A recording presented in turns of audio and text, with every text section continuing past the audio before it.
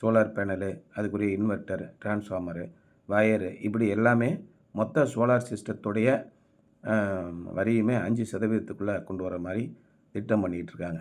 இந்த மாரி செய்யும்போது சோலார் உற்பத்தி வந்து அதிகரிக்கும்.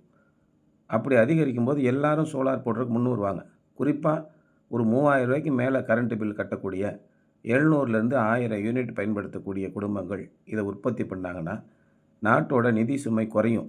ஏன்னா ஒரு ஊருக்கு மின்சாரம் தயாரிக்கணும் அப்படின்னா 500 மெகாவாட்டு, 1000 மெகாவாட்டுன்னு நம்ம பெரிய பெரிய மின் உற்பத்தி நிலையங்கள அமைக்கணும். அதுக்கு இடம் வேணும். அத பராமரிக்கிறதுக்கு ஆள் வேணும். அதுக்கு முதலீடு வேணும். இது எல்லாமே நம்மளே உற்பத்தி பண்ணிக்கிடும்போது, நம்ம வீட்டு மாடியிலேயே நம்ம இடம் குடுத்துடுறோம். நம்மளே பராமரிச்சு குடுத்துடுறோம். நமக்கு தேவையான மின்சாரத்த நாமளே முதலீடு பண்ணி நம்ம உற்பத்தி பண்ணிக்கிறோம்.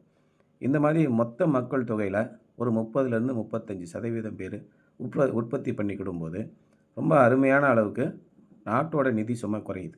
இந்த சைட்ல பார்த்தீங்கன்னா, 3300 வாட்ஸ் சோலார் பேனல் போட்டிருந்தோம்.